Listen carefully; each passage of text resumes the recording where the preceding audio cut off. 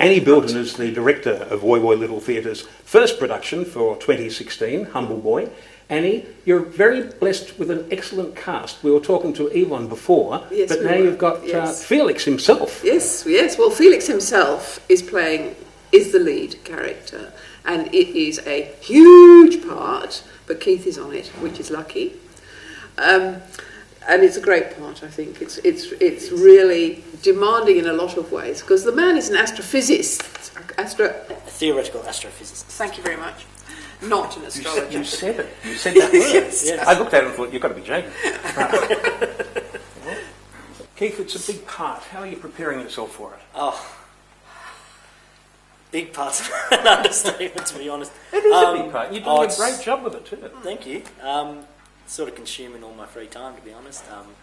Just going through it over and over again, bothering my wife, making her read lines with me, and my mother-in-law, and pretty much anyone who's near me. People who wander down the street, postmen, yeah, come in. The neighbours are used to me being weird at this point, so they're just happy. That is what family is for, basically. Yeah, isn't it? So what drew you to the part of Felix? Once I read it, I just thought, this is a part I really would like to challenge myself in, because it is a challenge. It's different from most roles I normally play. I normally play sort of a bigger, clownish sort of character. And so this time, Felix is,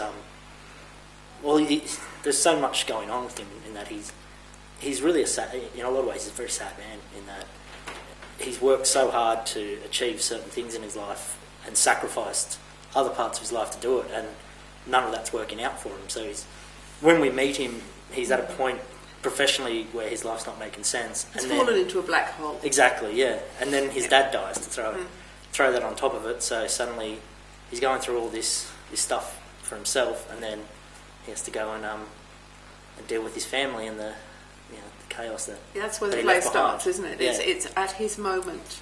It's a turning point for so many of them. It's a play where it starts at this huge emotional moment. He's at his father's funeral, and it's throwing up all things, and then the past comes to catch up with you. Yes. You find out what you have done in the past. We won't spoil that one. No. Yeah, keep that one under wraps. It's a treasure. It's a lovely play, isn't it? I mean, it's got so much humour and so much emotional depth. It does. Every character has emotional depth.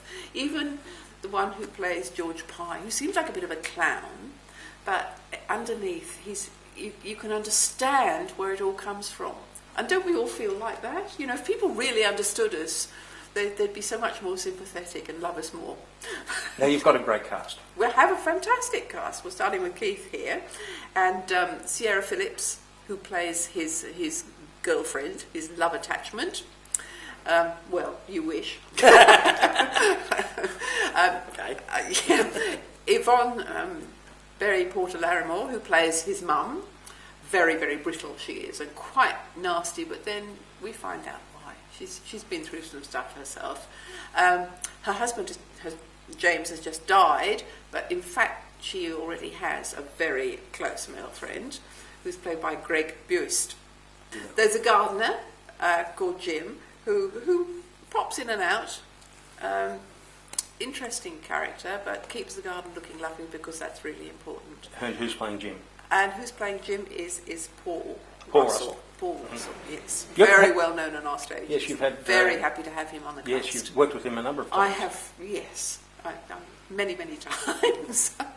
I've worked with him as an actor and worked with him as a director. It's always a pleasure.